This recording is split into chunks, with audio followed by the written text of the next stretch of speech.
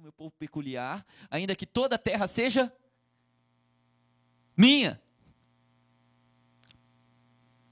O salmista diz: do Senhor é a terra, a sua plenitude, o mundo e todos os que nele habitam. O coração do Senhor é missionário. Paulo expressa assim: o desejo ardente, a paixão ardente do Senhor era que todos os povos fossem salvos. Deus não assina exclusivismo, Ele não está querendo preparar um grupinho, Ele não está querendo abençoar um povinho. A gente está falando sobre algumas coisas, algumas canções que se cantavam no passado, né? E a gente falou sobre uma, que eles falavam que a respeito que o Brasil era escolhido, que Deus amou o Brasil, e parecia que Deus tinha um filho mimado. E de fato, aquela canção foi profética. Porque o Brasil virou exatamente isso, um filho mimado de Deus. O evangelho do me dá, me dá, me dá, e Deus tem que dar. Sacrifício zero, só se for para eu ganhar um carro melhor. Aí vale o custo, custo-benefício. É bem isso aí. E a missão que está sendo profetizada há 10, 20, 30 anos para o Brasil, cadê? Aquelas palavras que profetas do mundo inteiro, não foi gente daqui que falou, foi pessoas do mundo inteiro que falou que o próximo celeiro de missões mundiais será o Brasil. E o Brasil está atrasado. Há décadas. E a gente acha que a gente ainda tem que se preparar. Como dizia meu pastor lá em Contagem, falou assim, tem crente que está tão maduro, mas tão maduro que já apodreceu e caiu do pé. Fica se preparando, está tão cheio que está a ponto de estourar. E não, eu preciso. Quando você encara uma realidade missionária, se teve alguns aqui, eu acredito que tenha, que já tiveram em campo missionário, um campo de necessidade, você vê quão pouco é necessário para se instalar. Quão pouco de todo esse preparo que a gente acha que precisa ter, a gente de fato precisa. E como que a gente está cheio de desculpa esfarrapada. O Brasil não tem mais tempo para esperar. Nós precisamos modificar a nossa forma de pensar. E avançar. Eu tenho profetizado nesses dias, tenho falado a respeito de uma impressão que o Senhor me deu a respeito da nossa nação nesses tempos. O Senhor vem prosperando o Brasil, Ele vem melhorando a visão do Brasil fora do mundo. Daqui a um tempo o nosso passaporte vai valer ouro, estou falando. Por enquanto está todo mundo querendo cidadania de fora. Daqui a um dia os caras de fora vão querer a nossa. Nós não temos barreira diplomática e o nosso conceito lá fora está crescendo. Estados Unidos já falam em acabar com visto. Outros países já estão facilitando a entrada de brasileiros. O Senhor está praticamente, o Senhor literalmente está colocando a bola na marca do pênalti e está mandando o goleiro sair. Tipo assim, quer mais fácil? Só chuta, querido. Deus está colocando dinheiro na mão do povo de Deus. E muito dinheiro. Se for ver a quantidade de dinheiro que a igreja no Brasil tem, dava para sustentar a missão por um bom tempo, sem precisar ajudar mais nada. E mais, a cartada final do Senhor. Ele está trazendo as nações inteiras para o nosso país. Escreva o que eu estou te dizendo. Nós temos 3 anos. Só 3 anos. Para cumprir o IT.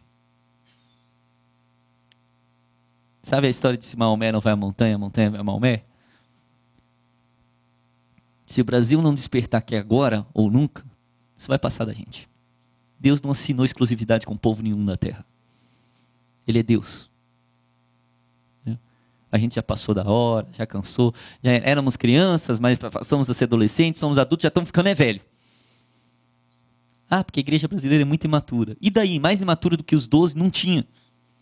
Jesus indo para a cruz, eles brigando quem era o maior. Não tinha mais imaturo do que eles. Mas é um pensamento completamente equivocado. E o Senhor precisa modificar esses pensamentos para que a gente encare a missão. O Senhor está em missão desde o princípio. Ele tem uma preocupação pelas nações em todo o tempo. E Ele quer que a gente abrace isso, porque Ele está fazendo isso. Com a gente ou sem a gente. Conosco ou sem nosco. Ele está fazendo isso. Para deixar mais claro, Jesus nos deixou a grande comissão. Keith Green, conhecido por alguns, infelizmente não por todos, um ministro de louvor viveu nos Estados Unidos e morreu na década de 80, no ano que eu nasci, no ano que morreu o rei Uzias, eu nasci. No ano em que Keith Green morreu, eu nasci. 2 meses depois, Keith Green foi um profeta nas nações. No tempo de maior prosperidade financeira nos Estados Unidos, em que movimentos de mega churches estouravam para toda a nação e a teologia da prosperidade nascia na nação do consumo. Levantou um homem chamado Keith Green. Ele pensava diferente de todo mundo, cantava o que ninguém queria ouvir. Teve pouco tempo para liberar tudo que liberou. Não foi ouvido por ninguém até o dia que morreu. Tragicamente, acidente de avião, ele mais seus filhos. Aí o mundo despertou. E aconteceu o maior movimento missionário dos Estados Unidos das últimas décadas. Um monte de hippie maluco começou a se lançar em missão. O bando deles chegou no Brasil, glória a Deus por isso. Keith Green, numa das suas últimas pregações, ele falou a respeito disso. Ele falou que o crente que diz que não tem um chamado, ele não lê a Bíblia.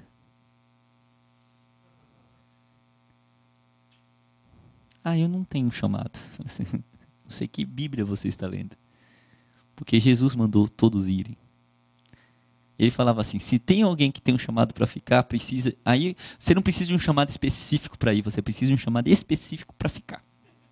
Porque o chamado para ir, todos já temos. É o contrário. Ele falava assim, tem uma ordem no exército, tem uma ordem no exército que chama assim, a lei da última ordem. Até que venha uma outra ordem, permaneça na última ordem dada, soldado. Qual foi a última ordem deixada por Jesus? Ide por todo mundo. A gente espera outra ordem. Ele não vai dar. Ele já deu. Deus não precisa confirmar a sua palavra. Isso é coisa de profeta sem moral. Não, ele não precisa confirmar, ele já falou. Ele nos deu a ordem para cumprir o ID, porque é nisso que ele está fazendo. Essa é a preocupação dele. Esse é o trabalho do Senhor. Em toda a Bíblia é o que ele está fazendo. E Jesus deixou isso mais claro do que nunca. Jesus foi o apóstolo dos céus para a terra. Ele foi o missionário de Deus. E ele deixou uma ordem para todos prosseguirem esse chamado. Pedro no Pentecostes foi avassalador. Pessoas, judeus de todas as nações onde habitavam judeus na época estavam na festa de Pentecostes. Numa levada só ele arrancou 3 mil do inferno. E as pessoas se espalharam pelo norte da África, pelas ilhas do Mediterrâneo, pela Turquia, pela Síria, por onde havia judeus. E começou o movimento missionário ali. E eu já falei um pouquinho sobre a questão do movimento missionário, mas se você é da igreja primitiva, mas se você avançar, você vai ver lá a história dos cristãos de Antioquia. Essa história é muito interessante.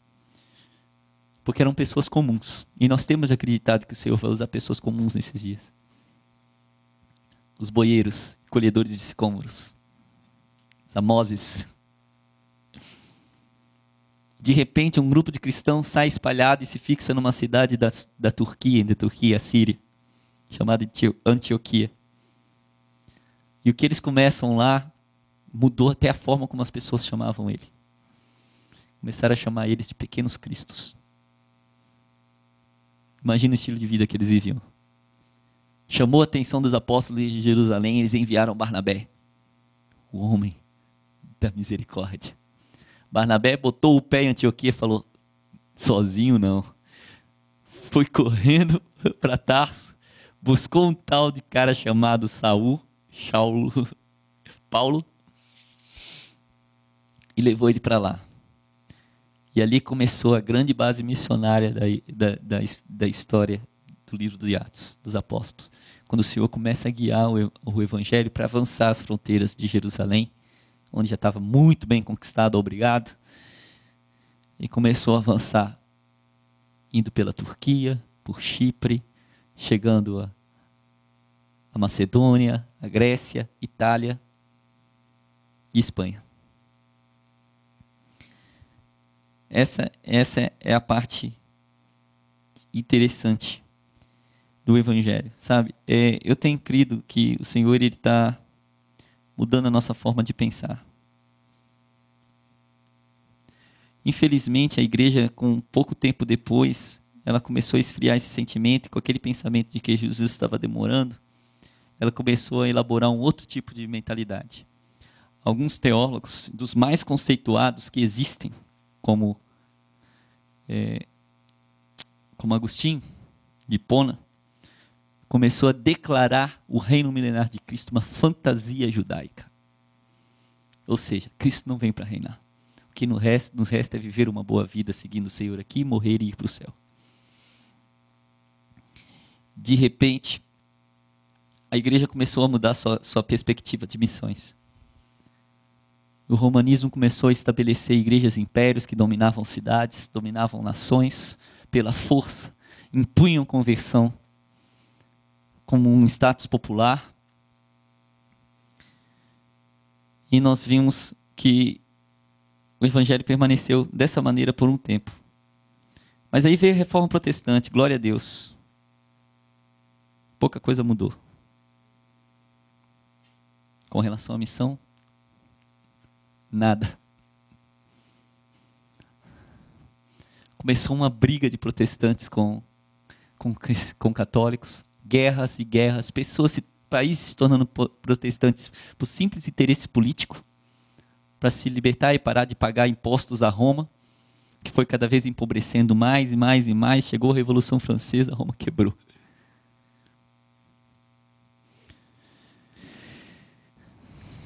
De 1600 até 2000, o cristianismo deixou de ser centrado na Europa e passou a ser mundial. A primeira metade foi dominada pelas ordens católicas, jesuítas, dominicanos, franciscanos, que impunham a religião cristã pela força na maior parte das vezes, salvo raras exceções. Aí acabou a ordem jesuíta lá em 1773, e no ano 1800 em diante, 1800, preste atenção, 1800, os protestantes começaram a assumir a liderança. Aí é quando o primeiro grupo organizado de missionários aparece na história, que são chamados 60 valentes quakers ingleses, na segunda metade do século 17, depois de 1700, depois de 1650. Mas foi um fato isolado. Em 1732, os famosos irmãos morávios, tão famosos agora, né? Aqueles que falavam que o cordeiro receba recompensa para o seu sofrimento através de mim. 1739, um tal de John Wesley, que falou que o mundo era a paróquia dele. Mas eram alguns fatos isolados. Até que apareceu um camaradinha chamado William Carey, 1792, um batista que escreveu um livro que se chamava Uma Investigação sobre a Obrigação dos Cristãos de Usarem Meios para a Conversão de Pagãos. Dá para acreditar que alguém algum dia precisou escrever um livro com esse tema? Uma investigação sobre a obrigação dos cristãos de usarem meios para a conversão dos pagãos. Desde a Babilônia, o mundo tinha sido espalhado e o paganismo foi gerado. As terras começaram a gerar culturas que não mais manifestavam Deus, que não mais revelavam Deus. Não havia lei de Deus, não havia nada. E em 1792 alguém escreveu um livro sobre isso. E começou a Sociedade Batista. Ele começou a convencer uma igreja batista a fazer missão. Glória a Deus pela vista dele. Foi a primeira instituição evangélica a criar uma sociedade missionária. 1792. Mais de 270 anos depois da Reforma Protestante. A primeira sociedade missionária foi criada para pegar o evangelho fora da Europa, avançar para o país pagão. Sabe qual que é o conceito que os cristãos tinham naquela época? Se Deus quiser converter, Ele converte. Não precisa da gente. Foi isso que disseram para o William Carey quando ele começou a falar sobre isso. Não, Deus não precisa da gente. Aí ele teve que escrever esse livro aí, da base bíblica para o povo acreditar que tinha que se pregar os pagãos. Eu estou procurando uma cópia desse livro para poder ver se a gente divulga na igreja hoje. Porque está precisando de novo.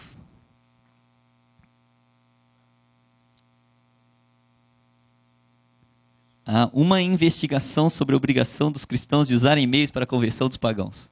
Meu Deus, depois você escreve esse nome, é muito grande.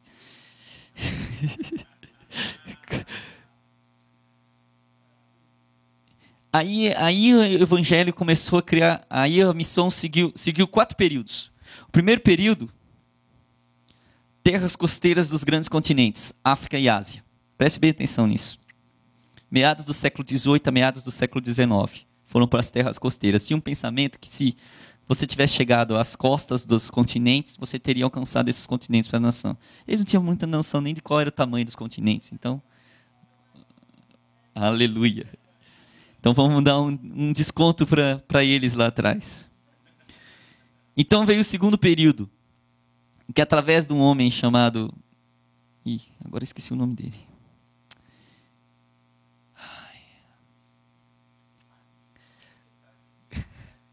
Qual que é o nome daquele da missão interior à China? Hudson Taylor, obrigado.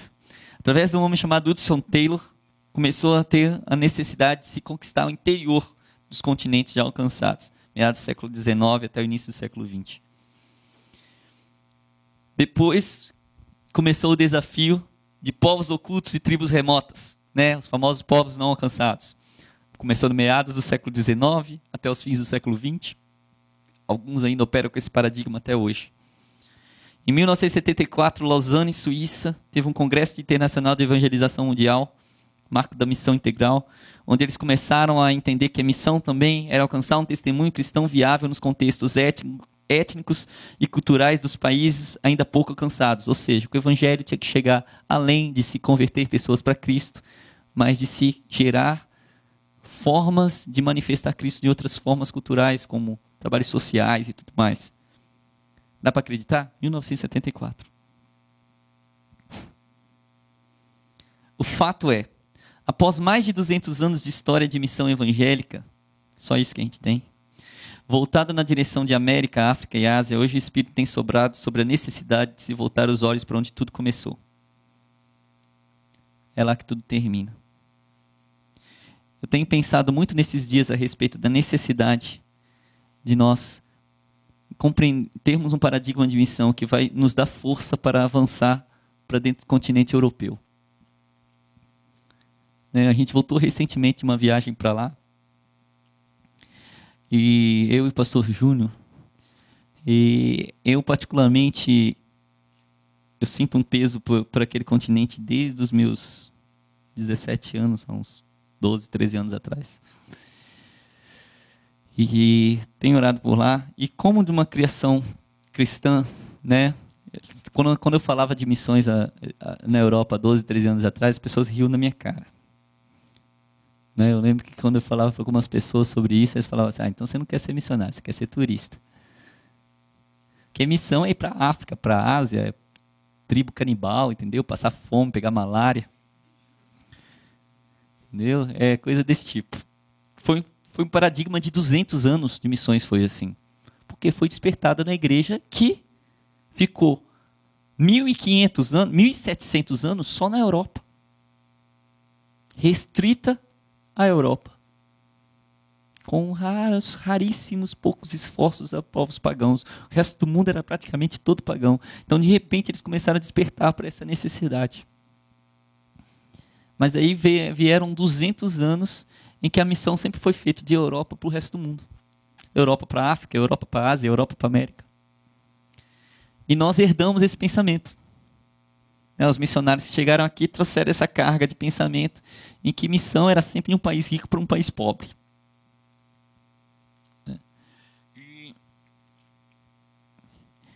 Mas o Senhor tem nos dado um desafio com relação a despertar a igreja. E parte dessa mudança do paradigma missionário, ela tem a ver também com a gente mudar o nosso conceito do que é a necessidade do povo.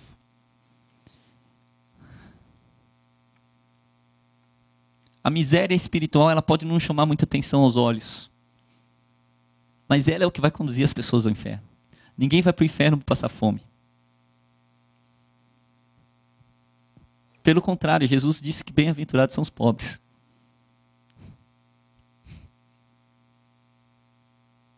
Aí alguém fala, pobres de espírito. Evangelho segundo Mateus, vai lá ler em Lucas, ele fala, os pobres.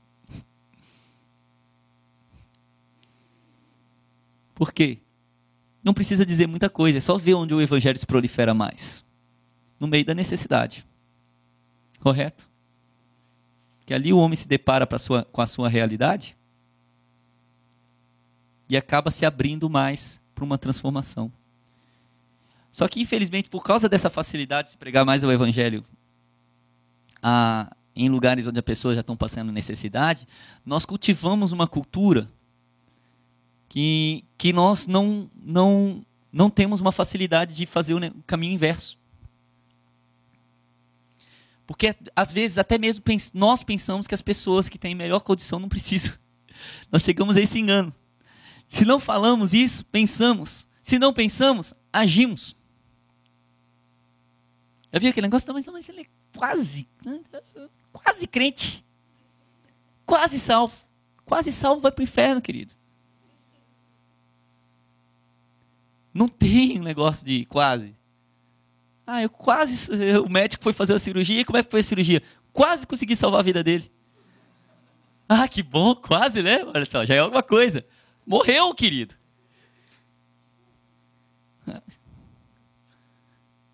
E foi criada, assim, uma certa cultura. Uma coisa voando na minha boca. Tem tantos bichos estranhos aqui. E foi gerada uma cultura, e às vezes o nosso evangelho mesmo, ele nos deixou frágil com relação a essas necessidades. Porque nós entramos na famosa cruz anatômica, as anatômicas. Que se encaixa no nosso, que se amolda ao nosso estilo de ser. De repente a nossa interpretação da palavra, a verdade é, muitas vezes nós perdemos o nosso coração dentro da nossa teologia. E nós precisamos recuperar o coração.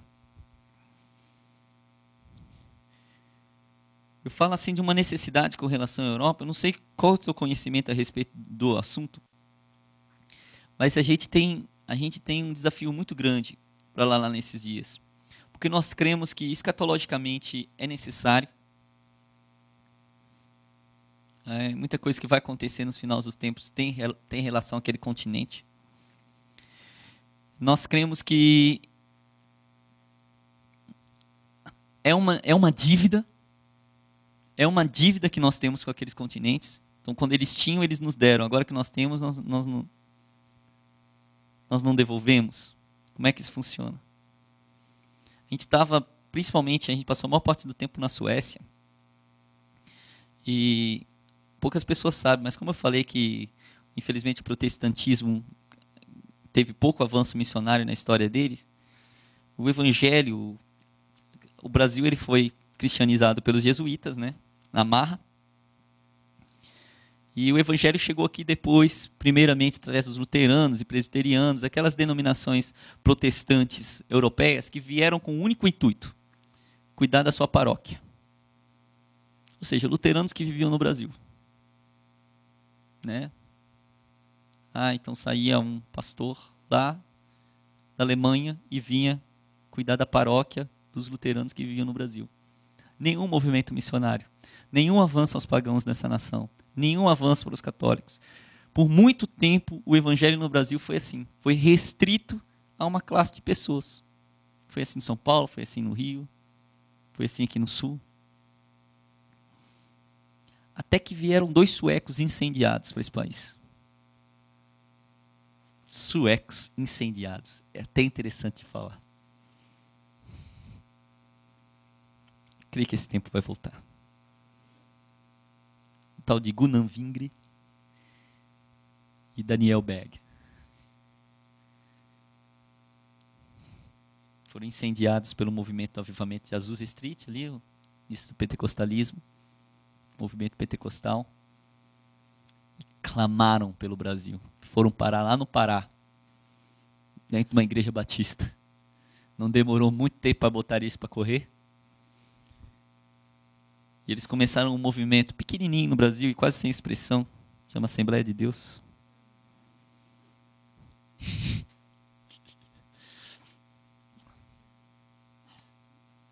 Que não tem só expressão pelo tamanho da denominação, mas por todos os frutos que deixou em todas as outras denominações.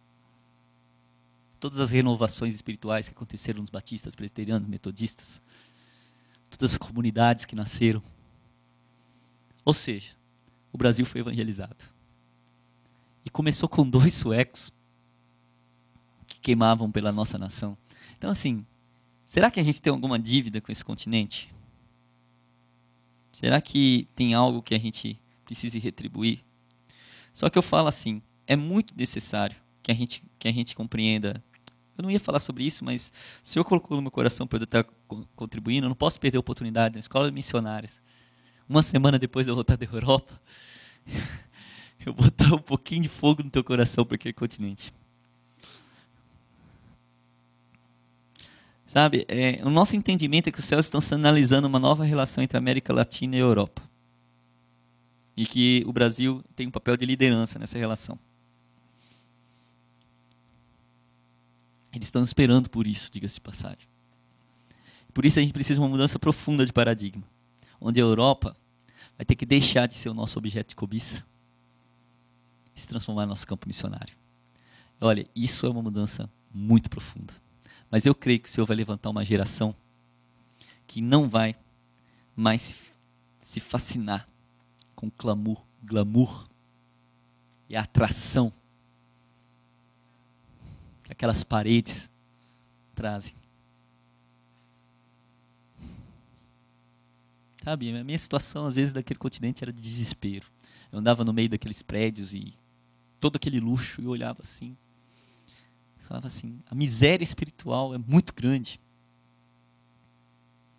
Mas tudo aquilo existe para poder fascinar os nossos olhos e nos dizer que nada é real. Deus não existe. Não existe tristeza, não existe mal aqui, está tudo bem. Obrigado. Pensa a Suécia, uma das poucas nações no continente europeu que se abriu para o pentecostalismo. Tem a Pinchica, igreja pentecostal. Fui num culto lá no domingo de manhã. Falei, se aquilo é pentecostal, eu não sei mais. Nada. Rasgar minha Bíblia. Me ensinaram tudo errado. Morto. 80% da nação se declara ateísta. É a nação mais ateia do mundo. Uma nação luterana. Não tem catolicismo lá, eles se separaram há séculos atrás. Esse político, né, nunca teve uma reforma lá, mas que seja. Declaração, confissão luterana. Mais de 80% se declara ateu. Miséria. Não a que os nossos olhos podem ver. A que os nossos olhos não veem. Mas eu creio que o Senhor está sinalizando muitas coisas boas lá. E uma delas é a crise econômica. Sabe, crise para nós sempre é algo negativo. Para Deus é sempre algo frutífero. Deserto para a gente é uma tragédia. Para Deus é um recomeço maravilhoso. É um ambiente de possibilidades. Onde os céus tocam a terra. Onde Ele se revela. Onde as roupas não desgastam. Os calçados não desgastam. A comida cai do céu, você não semeia. Isso é o deserto para Deus. E eu creio que Deus está levando aquele continente para um deserto, para sacudir. Para ver se as pessoas enxergam. Tem muita gente que foi para lá ganhar dinheiro, que está frustrado, louco para voltar para o Brasil. E não pode, porque não tem dinheiro para isso. Estão presos num continente chique. Viver na Europa hoje custa muito caro. Países como Espanha, Itália e Grécia estão quebrados. Interessante. Espanha, Itália e Grécia. Você acha que isso é profético?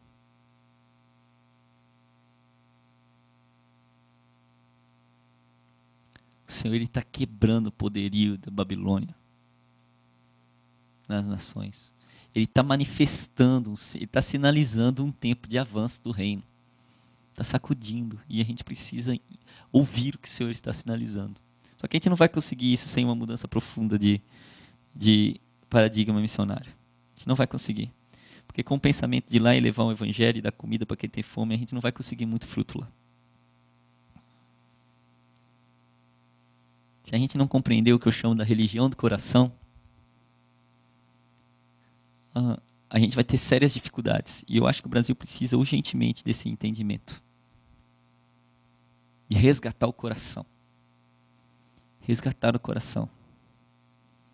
A gente se importou muito com obras, muito com exterioridades, muito com liturgias e perdemos o coração. Sabe aquela admoestação que Jesus fez para a igreja de Éfeso, lá no Apocalipse? Assim, tá tudo muito lindo, mas tem só um negócio, só um negocinho, só um detalhe que vocês perderam. Perdeu o coração. E deixa eu te afirmar com todas as palavras, se você perdeu o coração, você perdeu tudo. Jesus falou, não faz mais sentido, eu vou tirar a igreja daí. E foi o que ele fez. Vai lá ver Éfeso, como é que está hoje. Turquia. Vai ver como é que está. É sério. Deus não faz mais sentido. E as obras deles eram impecáveis. A teologia deles era perfeita. Mas para Deus não faz mais sentido, porque tem tudo a ver com o coração. Ninguém impressiona Deus. Tem a ver com você se mover como os céus se movem. E isso é só uma relação fina, estreita entre o seu coração e o coração do céu. Tudo tem a ver com o coração. O nosso trabalho é permanecer nele, gente. Tudo o resto é fruto. Tudo o resto provém livremente. O Senhor faz através de nós. É Ele que faz a obra. É Ele que faz a obra. É sério. Isso não ficou no passado, não é uma história da carochinha. É Ele que faz, o poder é todo dele.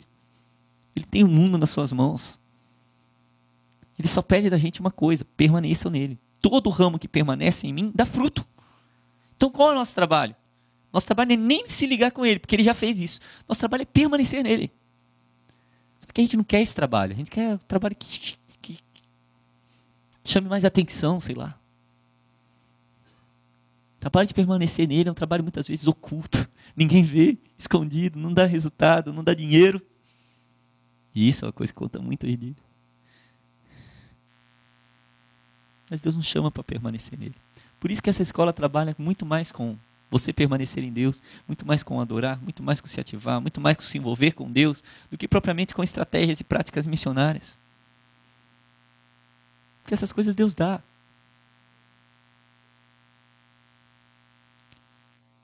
Mas nós precisamos de um resgate, de um trabalho que é se permanecer nele, focar-se nele, mover-se nele. Sabe, tem muitas coisas que eu gostaria de compartilhar, mas eu não sei se os irmãos me suportam ainda por mais algum tempo. Dá? Fica de pé aí no seu lugar, vamos despertar e tal, sei lá.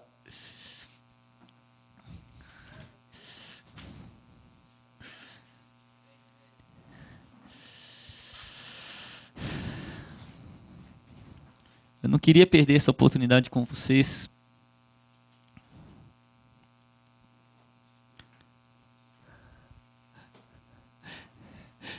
Eu falo que eu estou numa missão kamikaze.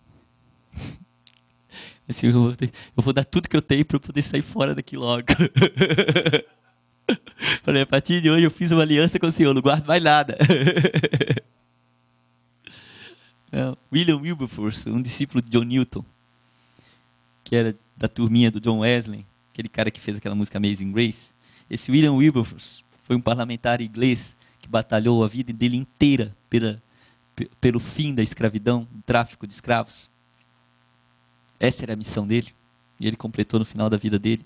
E graças a ele, a Inglaterra criminalizou o tráfico de escravos e começou a pressionar todos os outros países, inclusive o Brasil, a parar com isso, com essa abominação aos olhos do Senhor. Esse cara, ele falou algo: agora que você sabe, não tem mais como voltar atrás. Agora que você viu, você nunca mais vai esquecer.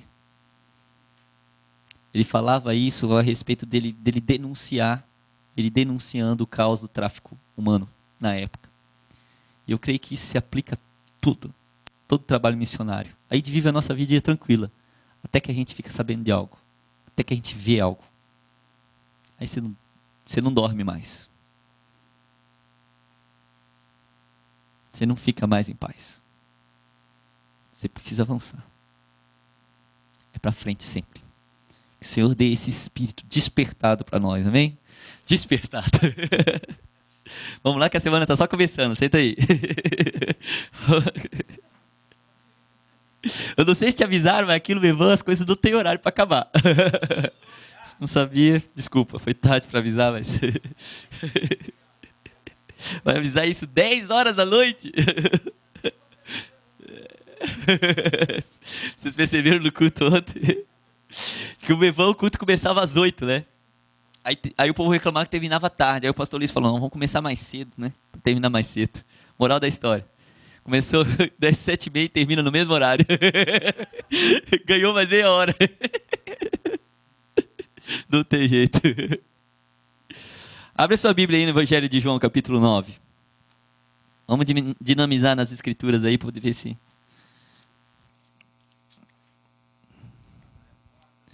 Falei bastante sobre o problema, agora eu quero falar um pouquinho sobre a solução.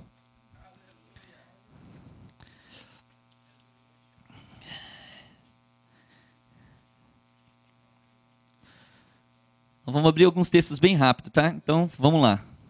Escola Bíblica Dominical. João 9, vamos ver quem fez. Maratona Bíblica. João 9, 35 e 36. É isso mesmo? Deixa eu ver se é isso. Não, eu acho que tem alguma coisa errada aqui. Com certeza tem alguma coisa errada. Desculpa, é João 8, 34 e 35. Nossa, tudo a ver. João 8, 34 e 35. Replicou-lhe Jesus, em verdade vos digo, todo que comete pecado é escravo do pecado. O escravo não fica para sempre na casa, o filho sim para sempre. Se, pois, o filho vos libertar, verdadeiramente sereis livres. O escravo não fica para sempre na casa. Se, pois, o filho vos libertar, verdadeiramente sereis livres. Abre lá em João capítulo 6, versículo 22. Vê se esse texto está certo agora. Tá. João 6, 22. Vamos ler esse trecho, um pouquinho mais comprido agora. No dia seguinte, a multidão que ficara do outro lado do mar notou que ali não havia senão um pequeno barco, que Jesus não embarcara nele com os seus discípulos, tendo esse partido sós. Entretanto, outros barquinhos chegaram de Tiberíades, perto do lugar onde comeram pão, tendo o Senhor dado graças. Quando, pois, viu a multidão que Jesus não estava ali, nem os seus discípulos, tomaram os barcos e partiram para Cafarnaum à sua procura. E tendo encontrado no outro lado do mar, lhe perguntaram, mestre, quando chegastes aqui? Respondeu-lhe Jesus, em verdade vos digo, vós me procurais, não porque vistes sinais, mas porque comestes dos pães e vos fartastes. Trabalhai, não pela comida que perece, mas pela que subsiste para a vida eterna, a qual o Filho do Homem vos dará, porque Deus o Pai o confirmou com o seu selo. Olha a mudança de paradigma aí. Dirigiram-se, pois, a ele, perguntando, que faremos para realizar as obras de Deus? Preste muita atenção nesse texto. Que faremos para realizar as obras de Deus? Versículo 29. Respondeu-lhe Jesus, a obra de Deus é esta, que creiais naquele que por ele foi enviado. Vamos parar por aqui. Você pode ler até o versículo 40, na verdade pode até avançar até o 59, que vai trabalhar dentro dessa perspectiva. Vamos para João capítulo 2, versículo 13. João 2,13, eu não vou ler tudo, vou avançar aqui os textos. Dos 13 ao 22, fala sobre a primeira purificação do templo. Jesus entra lá, vê tudo errado, ele vai lá e destrói tudo, porque o Senhor estava vendo. Ele não via uma construção, ele via um símbolo, uma sombra do que é a casa de Deus que somos nós, o nosso coração. E nós vamos falar muito nesse início de semana a respeito da casa de Deus, da restauração da casa de Deus que somos nós, no nosso coração. É o resgate do coração, lembra? Então, assim, ele foi e trabalhou a respeito disso. No versículo 23 ao 25, diz que Jesus ele ia fazendo muitos sinais, mas que ele não confiava nas pessoas, porque ele conhecia as pessoas, ele sabia o que era a natureza humana, ou seja, ele sabia como era o coração das pessoas. Lembra, está falando da mesma coisa. Então, no capítulo 3, ele avança para aquele encontro com Nicodemos. Aquele encontro famoso que a gente vê ele falando, que ele encontra com Nicodemos, e Nicodemos começa a abordar Jesus. Falando, nós sabemos que tu és mestre em Israel e tal. E Nicodemos estava na introdução ainda, quando Jesus já cortou e colocou o machado na raiz. Ele falou assim, se você não nascer de novo, você não pode ver o reino. Aí Nicodemos tenta continuar questionando Jesus. Tá, como é que isso acontece? Como é que eu posso nascer de novo sendo um homem velho? Aí Jesus fala, não, quem nascer da água e do Espírito não pode entrar no reino de Deus. Quem nascer da carne é carne, quem nascer do Espírito é Espírito. Jesus bem explicadinho. Não te admire se eu disser, você tem que nascer de novo. E ali ele vai avançando. Aí Nicodemos continua enrolando. Fala assim, mas como assim? Né? Aí Jesus perguntou, fala assim, você é mestre em Israel, versículo 10, e não compreende essas coisas? Em verdade te digo, nós dizemos que sabemos e testificamos. Versículo 12. Se tratando de coisas terrenas não me credes, como crereis se vos falar das celestiais? Nós estamos falando que a igreja, ela é o corpo de Cristo na terra, ela é uma representação terrena de algo que está nos céus, correto? Cristo está nos céus, assentado ao lado de Deus. Nós somos seu corpo aqui na terra. A representação bíblica disso está lá em Jacó, em Betel, uma escada do céu que estava posta sobre a terra. São coisas terrenas que abrem a porta para o que é celestial. Jesus falou assim, olha, eu estou falando de coisas terrenas, eu estou dando esse exemplo terreno, nascer de novo e tal, não quer nascer da carne é carne, não quer nascer do Espírito é Espírito, porque essas coisas terrenas, que são testificadas por água, pelo Espírito, pelo sangue, elas são os que abrem a porta para as coisas celestiais. Se você não nascer de novo, você não consegue nem enxergar o que eu estou te falando, que dirá entrar nisso. Eu não vou poder abordar com vocês de coisas celestiais. De que coisas celestiais ele está falando? Do reino de Deus.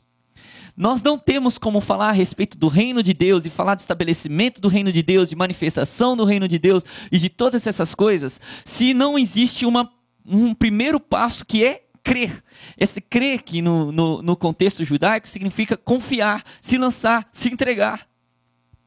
O próprio Jesus falou, a obra de Deus que vocês precisam fazer é confiar. Vocês precisam render o coração. Vocês precisam entregar o coração. A porta que nos conecta é a confiança que nos move a entregar o coração. É o que nos leva de escravos a filhos. Fala assim, escravos não permanecem para sempre na casa. Vocês querem trabalho? Eu dou trabalho para vocês. Vocês querem ser meus servos? Eu vou usar vocês. Mas o escravo, ele não vai permanecer para sempre na casa. O filho permanece. O que te leva à condição de filho é uma entrega de coração, é crer, é confiar. Então, pela confiança na obra libertadora do Messias, que ele fala assim, se o Filho vos libertar, verdadeiramente sereis livres, executada na cruz, o nascido no Espírito, com um novo coração, tem olhos para ver o reino que é celestial, eterno, espiritual, invisível, intangível, logo inabalável. Eu estou dizendo a respeito de reconectar, de retornar à nossa religião. Por religião não estou usando o termo banalizado, vulgarizado, mas eu estou falando no mesmo contexto que Tiago usou, lá em Tiago 1, 27, que ele fala assim, a religião pura e sem mácula é essa, assistir, visitar aos órfãos e às viúvas nas suas necessidades e guardar-se a si mesmo incontaminado do mundo. Do que ele estava dizendo? É uma compaixão e uma misericórdia provenientes de um coração que se mantém puro. Então, assim, essa religião pura que deve ser revertida, nós precisamos reverter os nossos esforços e reverter o nosso trabalho para conservar o nosso coração puro, para conservar a fonte de todas as coisas no Senhor, para entender que a nossa conexão com Deus, a porta que abre da terra e que conduz até o céu, é uma crença, é uma confiança, é um coração disposto a se entregar, é um coração entregue, é uma religião do coração. É um exercício do coração que abre as portas do mundo espiritual, que nos faz enxergar o reino, é uma religião do coração. Eu falo sem medo de errar. A coisa mais importante, aquilo que nós precisamos guardar, é o que a palavra de Deus fala, de todas as coisas que você deve guardar. O mais importante é, guarde o coração.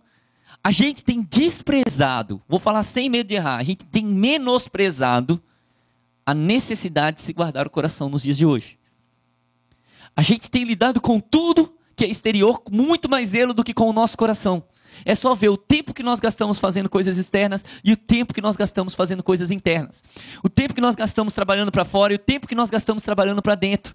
E Jesus falou, o trabalho de Deus, a obra de Deus é essa, confiar. Vocês precisam jogar o coração de vocês no Senhor. O trabalho de Deus é esse, trabalhar o coração de vocês. A permanência do seu coração em Deus, que vai fazer com que você não seja um escravo, que não vai ficar para sempre na casa. Ele vai usar um monte de gente e no final ele vai falar, nunca conheci vocês.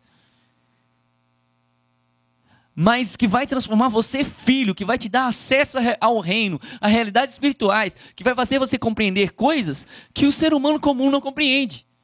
Porque se recusa a nascer de novo, se recusa a nascer do Espírito, se recusa a viver por meio disso. A viver uma religião do coração. Há alguns anos o Senhor tem falado comigo sobre isso, eu tenho ministrado isso, eu tenho falado isso enfaticamente, eu tenho vivido isso, eu tenho me esforçado para isso, eu mudei a minha rotina e comecei a colocar a maior parte do meu tempo para trabalhar para dentro e a menor parte do tempo para trabalhar para fora. No início me chamaram de louco. Falaram que eu ia perder o ministério, que eu ia perder as pessoas e tal, não sei o quê, que ia ficar tudo desorganizado. E olha só que surpresa, tudo começou a fluir. Por que será? Porque a missão é de Deus. Vocês estão entendendo toda aquela volta que eu dei? Minha esposa que fala assim, dá uma volta para falar uma coisa assim. Fala assim, mas é porque eu gosto de pegar a pessoa e levar ela no panorama inteiro. Ver tudo. Agora chega aqui. Você precisa ter uma visão geral do que Deus está fazendo ao longo da história. Do que Ele está demarcando para esses dias. E eu falo sem medo de errar. Se a nossa religião não for genuinamente do coração, nós não vamos suportar os últimos dias. Hoje eu estou falando de Europa. Amanhã vai ser o Brasil. Porque o Brasil caminha para ser a Europa do futuro. Desculpa os mais otimistas, que acham que aqui é o país do avivamento. Não, nós estamos declinando. E a situação daqui a uns dias nós vamos ser igual aos Estados Unidos, que é quase todo perdido e tem alguns focos de avivamento. Daqui a uns anos vai ser igual à Europa. Fria, morta. Se não se levantar uma geração de Josias, né, que crê contra a esperança, que fala assim, beleza, o Senhor falou que nós vamos ser cativos, legal, mas na minha geração não. É a diferença entre os dois reis tão abençoados na Bíblia, Ezequias e Josias. O Senhor ainda não tinha falado que ia destruir Judá. E quando o Senhor trouxe a ameaça de destruição, ele falou, mas não vai ser nos 6 dias. Era, que bom, então na minha geração vai estar tudo bem. Outro o Senhor já tinha falado que ia destruir. Era para se acabar com tudo. Veio um rei terrível. Mas aí se levanta Josias, falando, não, na minha geração não. Vão restaurar o templo, vão fazer de novo igual o Davi. Aí Deus falou, espera aí, destruidor. Tem que esperar um pouquinho, porque... Olha aquele cara ali. Tá igual o Davi. Não dá. O Davi na terra, de novo, não. Assim não funciona. Morreu cedo o tal do Josias. Deus deu um jeito dele rápido. Falei assim, tira esse cara da frente aí. Tá atrapalhando. Tá atrapalhando o meu juízo de chegar. Está na versão atualizadíssima. Se você olhar lá, vai Rafael Lopes. Mas é bem assim. Se não se levantar uma geração que rema contra a maré e falar, beleza, apostasia, legal, mas na minha geração não. Na minha volta, não. É como diz a palavra de Isaías 60. Olha, ao redor as trevas reinam, mas em ti levanta a luz. Falei assim, não vem que não tem. Os últimos tempos vai ser assim, apostasia geral, mas a igreja vai ser uma noiva gloriosa. Então, onde eu estiver, apostasia não. Só que eu não vou estar mais no Brasil. Então, aí é trabalho para quem for ficar. Não, misericórdia, né? Parece... Edita isso aí. Mas é uma verdade. Trabalho para quem vai ficar aí. É sério. Eu falo sem medo de errar. Eu tenho pregado isso para uma geração de jovens. Eu tenho falado para eles. Eu falo, me desculpa, mas não vai resistir às pressões dos últimos dias jovens que não tiveram o coração inteiramente no Senhor. Não vai. Não vai. Entendeu? Porque você só tem força para resistir os apelos do mundo se você se convence de que tem algo muito melhor. Enquanto você achar no teu coração que o mundo é melhor, Deus eu suporto, o mundo eu gostaria. Bom mesmo seria se Deus aprovasse o mundo. Aí daí a pouco tu começa a achar base bíblica.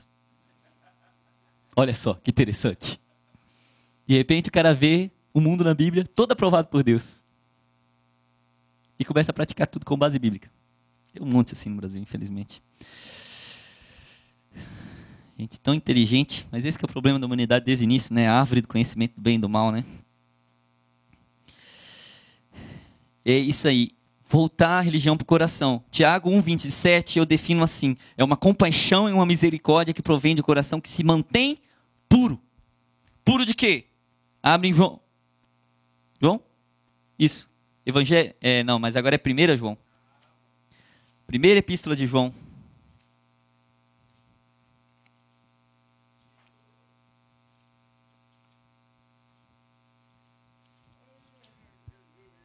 Primeira epístola de João, capítulo 2. Versículo 15 a 17. Muito conhecido esse texto, mas eu tenho pregado ele insistentemente, porque parece que tem algo que não está nos passando desapercebido. Há uma pregação geral aí, de que você deve se guardar do pecado, mas amar o mundo. As pessoas começam a encaixar o que gostam na Bíblia. O que gostam do seu padrão de vida. E acha que é uma questão de pecado. Gente, quem ainda está vivendo com o pecado como padrão, ainda está vivendo na antiga aliança e não sabe que Jesus já veio e já morreu. Nós não nos orientamos mais pelo pecado. Isso é a antiga aliança que fazia. Colocava o pecado diante de nós, avultava o pecado e nos fazia orientar por ele. Isso é certo, isso é errado, não faça isso, faça isso. Isso é a antiga aliança, que foi totalmente incapaz de redimir o ser humano. Ela veio só para provar que o homem era irredimível. Por regra boa que fosse, mesmo que ela fosse escrita pelo próprio Deus. Um dia o Senhor trouxe isso com clareza, porque a primeira metade da minha vida eu vivi como um bom batista, radical, xiita, ao extremo, para estudar a Bíblia, para poder entender tudo que era pecado, para não praticar. Aí veio a segunda fase da minha vida, calvinista, liberal ao extremo. Então eu comecei a estudar a Bíblia para poder descobrir tudo que a Bíblia não falava que é pecado para eu praticar. Era sério. Não, mas isso não está na Bíblia, não é pecado. Me prova pelas Escrituras que é pecado. E ai de quem tentasse, meu irmão. O pessoal que me conhece sabe que é difícil convencer o homem. Tem que ter muito argumento, tem que ter muito café no bule. Aí,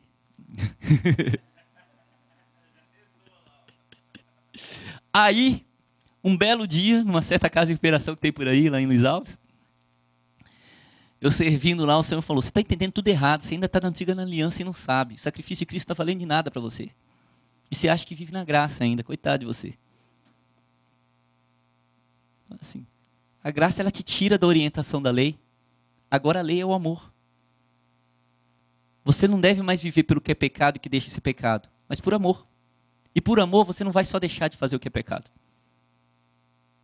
Você vai abrir mão da sua vida, de tudo que você gosta, de tudo que você sonha, de tudo que você planeja, e vai viver por amor. Simples assim. Aí caiu a ficha. Aí eu falei, entendi agora. Ou seja, é morrer ou morrer. Exato. Aí tem gente que ainda está discutindo o que tem na Bíblia, o que tem na Bíblia, o que é pecado, o que não é pecado. Sai da lei, meu filho, vem para a graça. Graça não é permissão para pecar, é poder para praticar a lei. Antes ninguém podia, agora nós podemos. Porque Cristo vive em nós. Aleluia. Essa é a grande verdade. E aí vem 1 João 2,15, que ensina bem claramente, não ameis o mundo, nem as coisas que há no mundo. Se alguém amar o mundo, o amor do Pai não está nele. Porque tudo que há no mundo, aí ele define o que há no mundo, o que é o mundo. Vamos traduzir, né? Que essas palavras são esquisitas. Então, cobiça da carne, cobiça dos olhos e a vaidade da vida. Não procede do Pai, mas procede de onde? Do mundo. Se você ama o mundo, o que vai ser atiçado em você? Cobiça pelo que há no mundo. Entendeu? Ou quer que eu desenhe? Como é que você sabe se você está amando o mundo? Se você ainda está cobiçando o que o mundo tem para te oferecer. É cobiça, tudo que é no mundo é cobiça dos olhos, cobiça da carne e vaidade. Tudo que te envaidece e que te faz cobiçar, que há nesse mundo, é amor ao mundo. Ele fala, não ame o mundo, e nem as coisas que há no mundo, porque quem ama o mundo não tem o amor do Pai nele.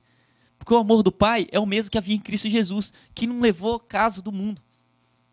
Sendo o Rei dos Reis, o Senhor dos Senhores, se despiu de todos, se assumiu a forma de servo, foi até o mais fundo do buraco, nasceu numa manjedoura, viveu como um ser humano comum. Tem gente que diz que ele tinha casa na praia, que ele morava na beira do mar da Galileia. Não, já ouvi cada coisa, e não é qualquer um nessa nação não, tá? É pregador muito ouvido, que um monte de gente comprou o livro dele, se bobear, tem na tua casa. Não vou citar o nome não, que tá gravando.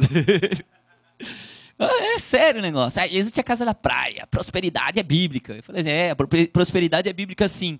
Só que você tem que parar de pensar igual a esse mundo. O espírito desse mundo é individualista.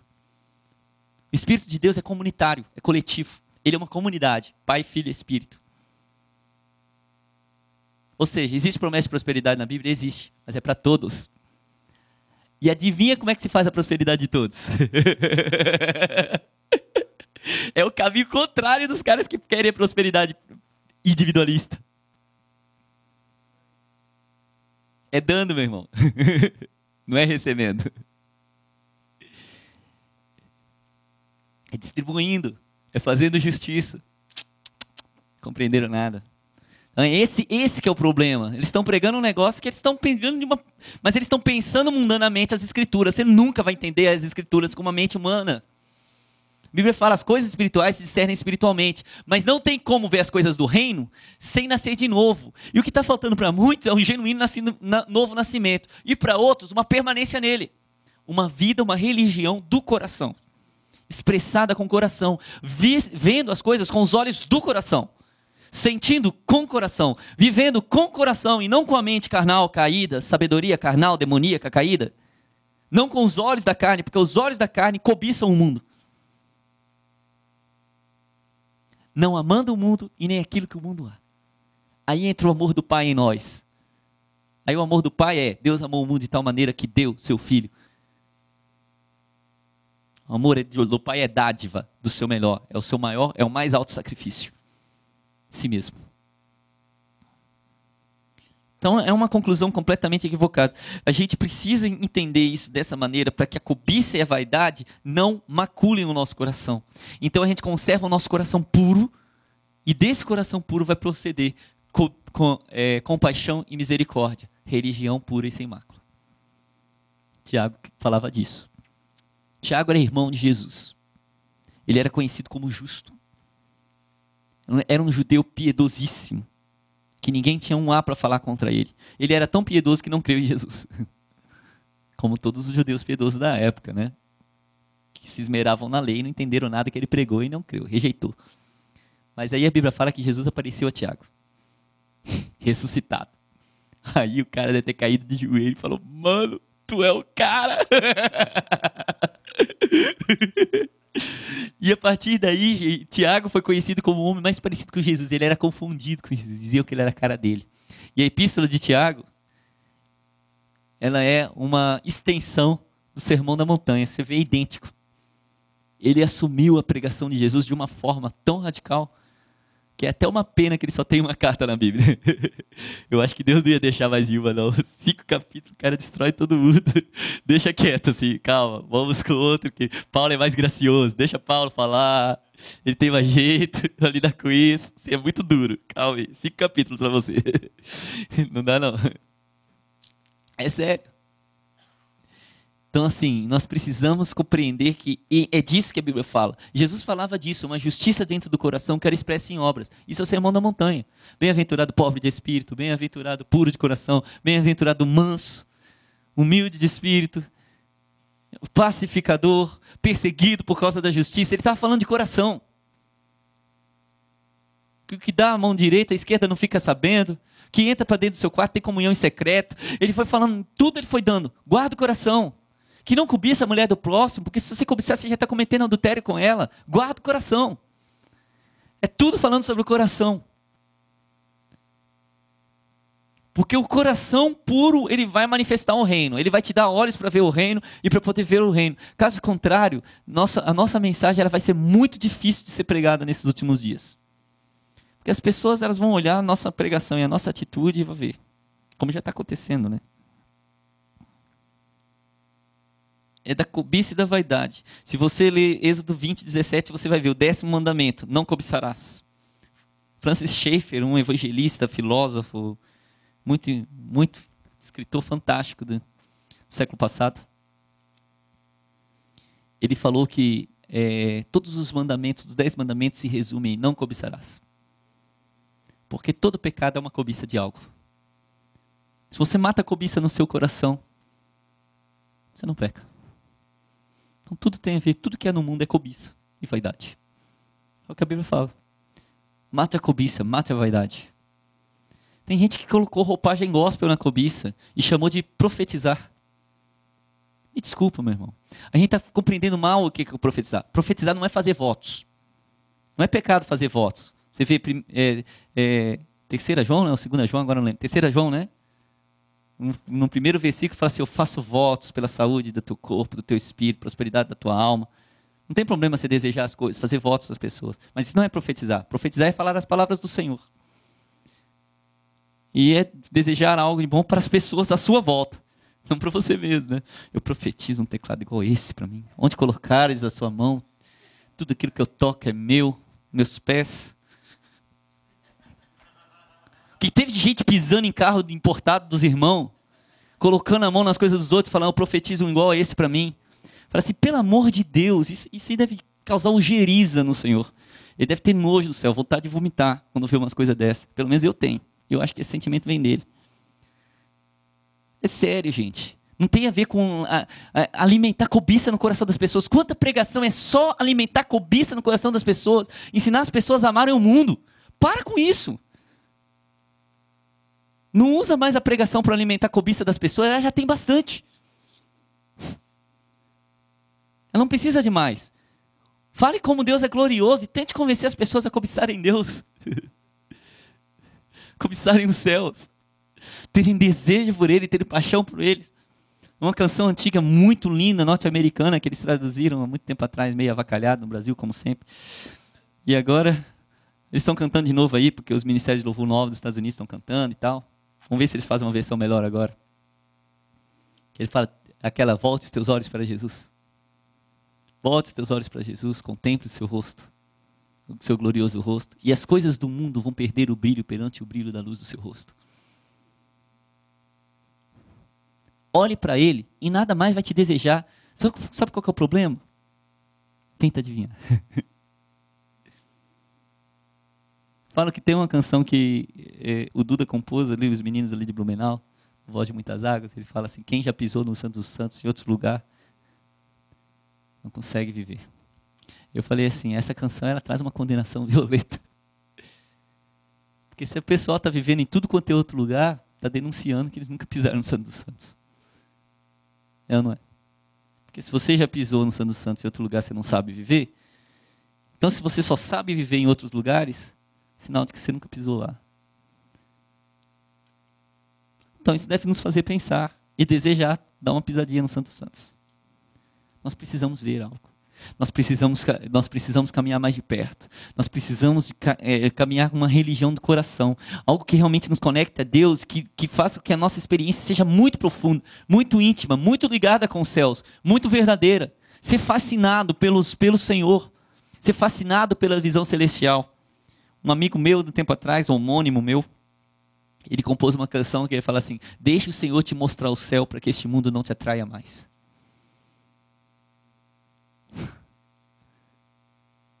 Glórias tão lindas tu contemplarás, que tu te ajuntarás àqueles que não negaram a sua fé.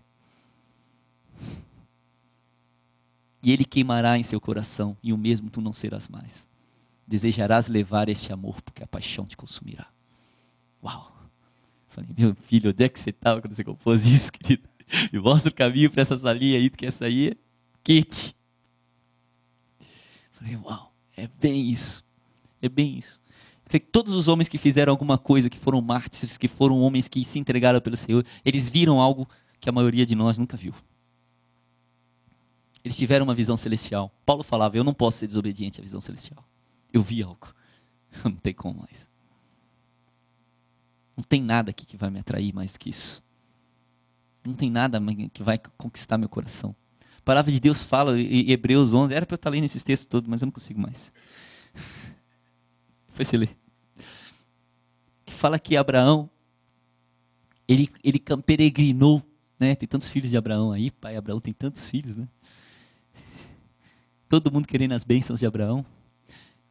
E a parte interessante, pobre Abraão.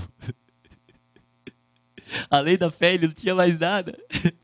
No final da vida, ele arrumou um filho, com muito custo. Quase que perdeu ele ainda. E o povo aí cobiçando Abraão. A palavra de Deus fala que ele peregrinou na terra de Canaã, na terra que era sua, como que terra alheia.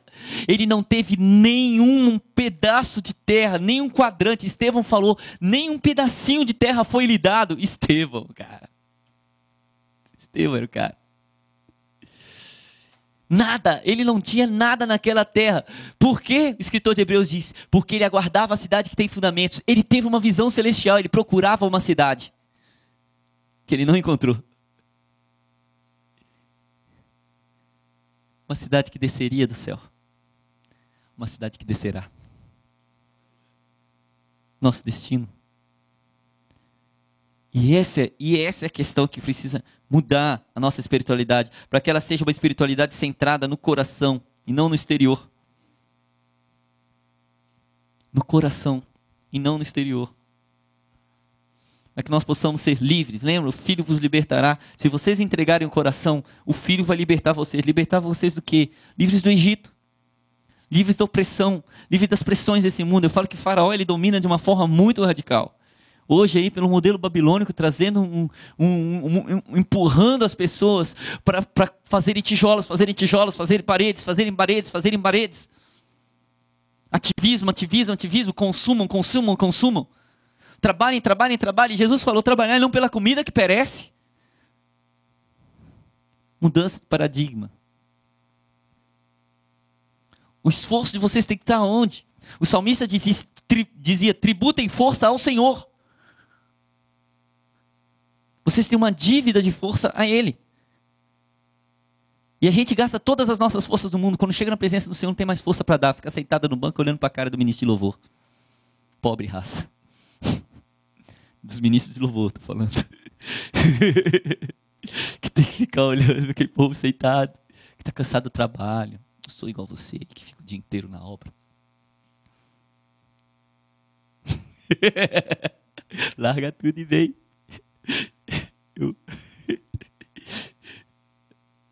Não, meu irmão. A gente não compreendeu ainda. Nós precisamos sim uma revolução de paradigma. Eu falo isso, eu dei toda aquela abertura e eu falei sobre a Europa, que tem queimado no meu coração nesse dia. Eu tenho queimado com a missão de preparar uma geração para poder avançar pela Europa nesses próximos dias. Que leve um fogo dos céus para aquele lugar. Que chegue lá e não se impressione com nada. Não faça igual os discípulos. Olha que belas construções. E Jesus falou, não vai restar pedra sobre pedra. Hein? Mas vocês não estão vendo o que eu estou vendo. Coloca os olhos no que é eterno. Um reino inabalável. Isso aí tudo vai demolir. Tudo está sendo ajuntado pelo fogo, diz Pedro. Para o fogo. O Senhor vai fazer novos céus e nova terra. A nova criação que começou em nós vai se estender a todas as coisas. Tudo vai ser transformado, redimido, revestido de eternidade. Nós não fomos criados para essa aparência, nós fomos criados para o que é eterno. Nós precisamos nos mover nessa direção. Precisamos caminhar para isso, com uma mentalidade renovada, um coração inteiramente no Senhor. Então, o meu incentivo para você é, vacine-se desses males que a gente falou lá no início, quando ainda era cedo. Desses males missiológicos do dia de hoje. Para que nossa geração possa dar uma resposta ao clamor missionário dos céus. Ao Espírito que ainda clama. Vem comigo.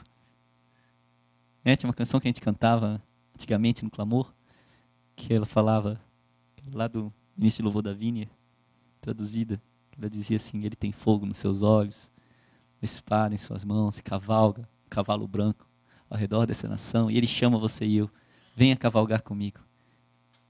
E nós dizemos, sim, Senhor, iremos contigo. Iremos nos levantar e lutar,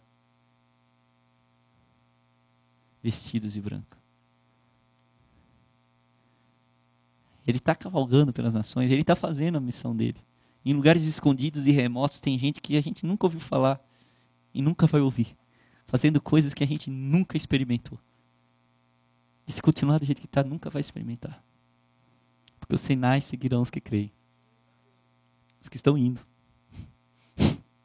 Tem que seguir, tem que ter movimento, né? Parado eles não chegam. E essas pessoas estão vendo sinais maravilhosos, falando novas línguas, curando enfermos, bebendo coisa mortífera e não causando dano. A gente está aqui na nossa vidinha. Porque a gente não compreende o ID, a gente não compreende o que o Senhor está fazendo e está com dificuldade de se unir ao que Ele está se movendo. Desde o início da história, o Senhor é um e Ele tem se movido para isso e Ele nos chama para isso. Amém? Fique de pé no seu lugar. Prometo que as próximas aulas vão acabar mais cedo, não vai ser comigo. Não posso prometer nada. Tem gente pior do que eu vindo por aí.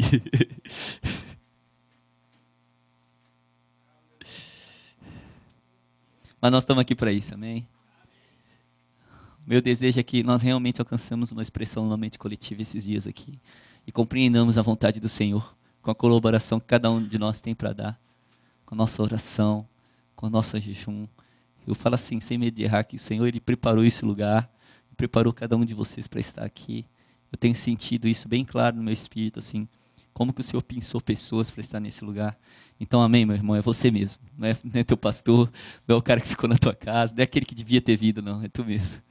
Vambora que essa marcha é nossa, essa guerra é nossa. É.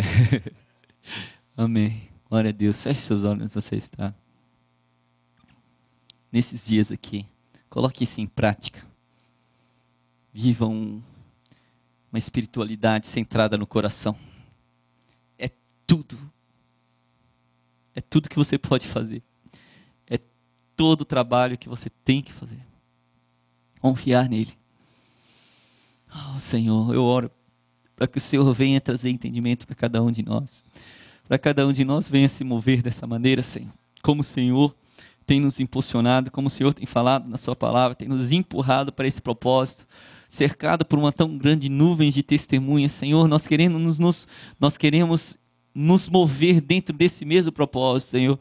Caminhar com os heróis da fé nessa terra, Senhor. Caminhar com aqueles que não deram valor às suas próprias vidas, Senhor, que não amaram o mundo, nem aquilo que havia no mundo, que se livraram da cobiça e da vaidade para se unir ao que o Senhor está fazendo, para trazer uma representação terrena daquilo que os céus são e estão fazendo, Senhor. Senhor, eu oro para que cada irmão aqui se sinta chamado, se perceba chamado, Senhor, que o Senhor abra os olhos do coração para que eles venham ver qual seja a esperança do seu chamamento, Senhor, que assim cada um venha se mover venha se aprofundar na dimensão desse amor, conhecendo o amor do Pai, que só pode ser conhecido e vivido, experimentado por aqueles que se conectam e que permanecem no Senhor, que permanecem com o seu espírito aceso, com as suas candeias acesas, Senhor, com os seus corações cheios do fogo do Senhor, com uma relação íntima, acesa com o Senhor, conhecendo e prosseguindo e conhecer, tributando força ao Senhor,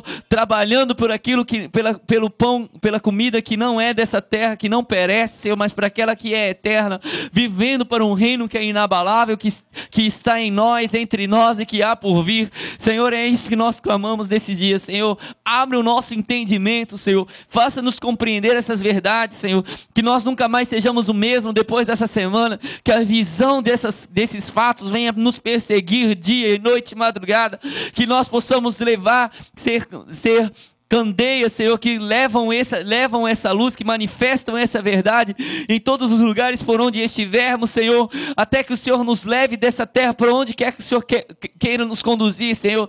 Eu oro por cada um, pelo propósito que o Senhor designou para cada um, pelas suas famílias, Senhor, pelos seus filhos, Senhor, pelos seus irmãos, Senhor, pelos seus companheiros de jugo, pelos seus pastores, pelas ovelhas que caminham aos seus lados.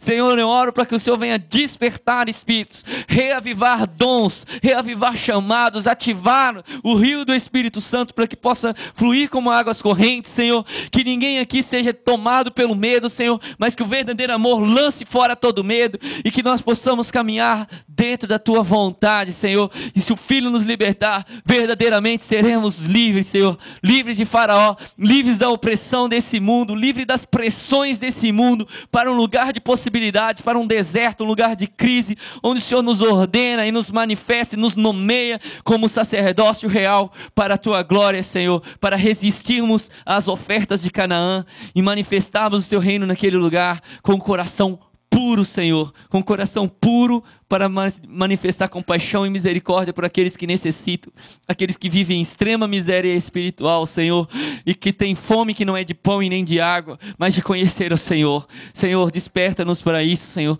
Eu oro para que todas essas palavras sejam guardadas no coração de cada um, que nada se perca, Senhor, que venha produzir muito fruto, Senhor, que o Senhor venha fazer com que cada um venha se mover dentro daquilo que compreendeu, dentro da fé que tem, Senhor, mas que ninguém aqui fique parado, Senhor, que venham produzir a 50, a 20, 30, 40, 50, 60, 100 por um, para a glória do nome do Senhor. É a oração que eu te faço em nome de Yeshua, teu Filho.